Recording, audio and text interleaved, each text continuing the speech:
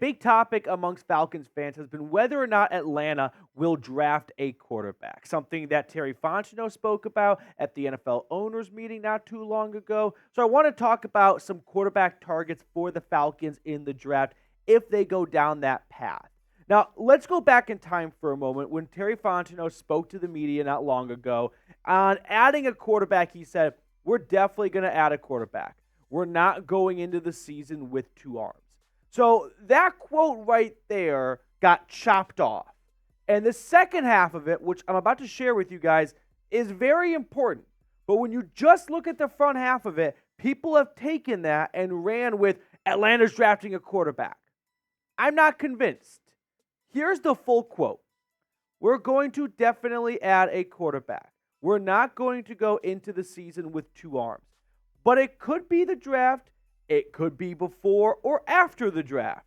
And we'll be open-minded about how we go through that. So I think the last part is very important, that maybe before the draft or after the draft in free agency, and I fully expect Atlanta to have 3 quarterbacks on the roster because every team in the NFL has at least 3, sometimes 4 quarterbacks going into OTAs and mini camp and training camp just to help facilitate the drills when you got 90 guys on the roster, especially with Kirk Cousins coming back from an Achilles injury. He likely won't be ready to roll for the first day of training camp. So yeah, Atlanta's going to add a quarterback. It may be as low level of a UDFA signing. It could be a draft pick. It could be free agency. But don't look at that initial quote and go, it's a done deal. The Falcons are drafting a quarterback. I am more confident that the Falcons will not draft a quarterback in round 1 or round 2 than I am about them drafting Dallas Turner. And I've already deemed him a Falcon. His wings are growing right now. So there will not be a quarterback selection for the Falcons in round 1 or round 2. And there better not be. Not because there's bad quarterbacks in this draft class. Not because I don't like the idea of taking a quarterback. In fact, I think me from like a few months ago would slap myself silly currently. But the reality is Kirk Cousins signed a 4-year, $180 million contract. But the guaranteed money is the number I want you to remember right now. $100 million guaranteed through the next 3 seasons, 2024, 2025, 2026. Atlanta has hitched their wagon to Kirk Cousins to the tune of $100 million. If you spent $100 million on a home and then you went to like Target, wouldn't you want to buy things to help accessorize the home? Not go buy a smaller home? Day 2 picks should be 100% devoted to supporting Kirk Cousins. There's only one position on the roster that does not make Kirk Cousins a better quarterback. It's the backup quarterback position. If he was younger in his career, yeah, he could probably benefit from having another mind to help him during film prep and during the week. The guy's 35 years old. No 23 or 24-year-old rookie is going to hop into a quarterback room meeting with him and go, Kirk, I don't know if you noticed this, but the defense, they're lining up with 2 safeties. Do you know what that means? Kirk's going to look at him like, get out of here. So no, there is only one spot that does not improve the Atlanta Falcons, or specifically Kirk Cousins, and it's the backup QB spot. So round 1, round 2, round 3 picks should all be devoted to investing in your $100 million quarterback, whether that is wide receivers, defense, so that Kirk Cousins can put up 30 points and not lose 31-30, pass rusher, cornerback, literally any position, but the backup quarterback position will improve Kirk Cousins in Atlanta. I am convinced of that. So go support him. Now, it does not mean the Falcons will not draft a quarterback later on towards day 3 when we all know that round 7, 6, and 5, and sometimes even a little bit of 4, they are, shots in the dark here. So what I want to do next is look at Mel Kiper's quarterback rankings, because despite how passionate I am that the Falcons should not go quarterback in rounds 1 through 3, that does not rule out the possibility of them going quarterback in round 4, 5, maybe 6, because it is a valuable position where you want to have a good backup plan in place in case Kirk Cousins does get injured. But I still maintain the belief of you should spend your top 3 rounds investing in supporting Kirk and getting good assets around him. So what I have here is Mel Kiper's quarterback rankings. You see all the names on the left, Caleb Williams, Jayden Daniels, Drake Maye, just cross them all off. They are not happening. No J.J. McCarthy, no Michael Penix, no Bo Nix. I expect all 6 of those guys to go in the first 2 rounds of the draft. Maybe Penix sneaks into round 3, but I still don't think Atlanta would go Penix in that spot. So that leaves you with Spencer Rattler, Michael Pratt, Kedon Slovis, Jordan Travis, and then here are 5 other quarterbacks that Mel Kiper did not have in his top 10. Joe Milton, Devin Leary, Sam Hartman. Oh, Sam Hartman's actually at Notre Dame now. Sorry about that. Silly me. Austin Reed and Taulia Tagovailoa. So there are, I would say, 10 quarterbacks that are in play potentially for Atlanta in rounds 4 through 7, day 3 of the NFL draft, because I don't see them going in the top 3 rounds, and I don't think any of the guys that we looked at in the top 6 are going to sneak into the 3rd day of the draft. So with that all in mind here, let's kind of reset our sights and check out who could be a realistic quarterback target for rounds 4, 5, 6, or 7, where if Atlanta does decide to go QB, this would be a more appropriate option. Spencer Rattler, I don't think is a lock for the first 2 days of the draft. Neither is Michael Pratt. Slovis, Jordan Travis, Joe Milton, Devin Leary, Notre Dame, Sam Hartman, sorry about that again, Austin Reed, Taulia Tagovailoa.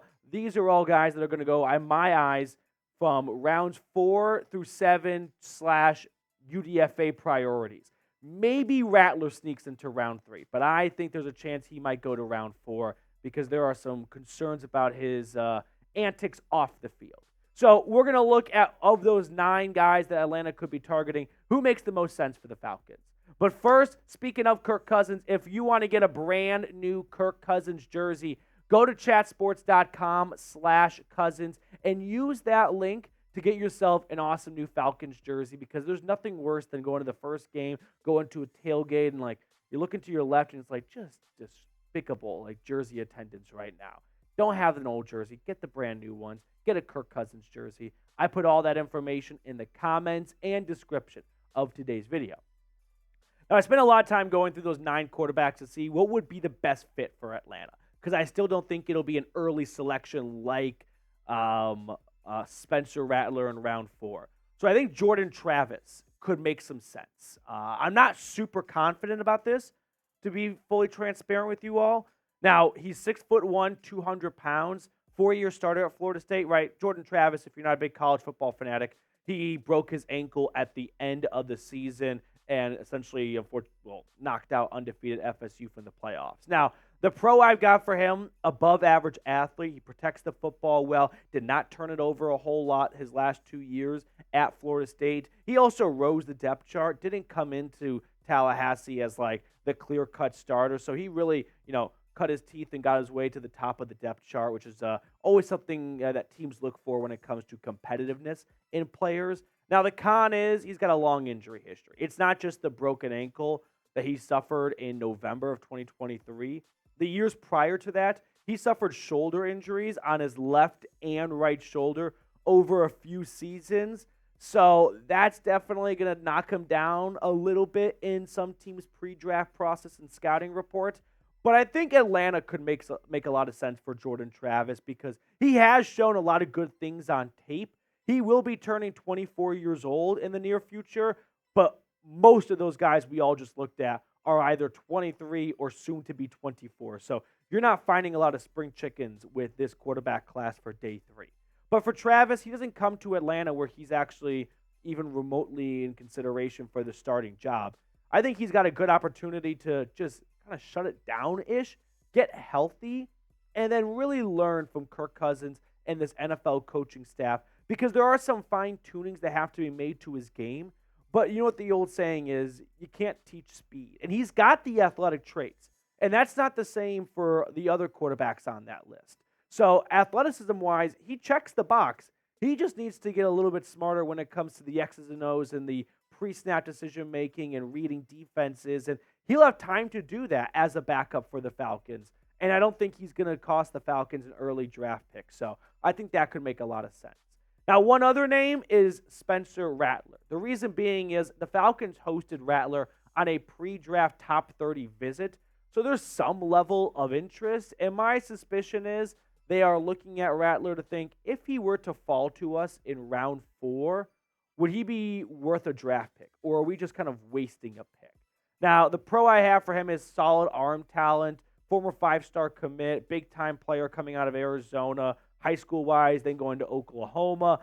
Didn't really work out super well at OU, as we all know by now. Ended up transferring to South Carolina.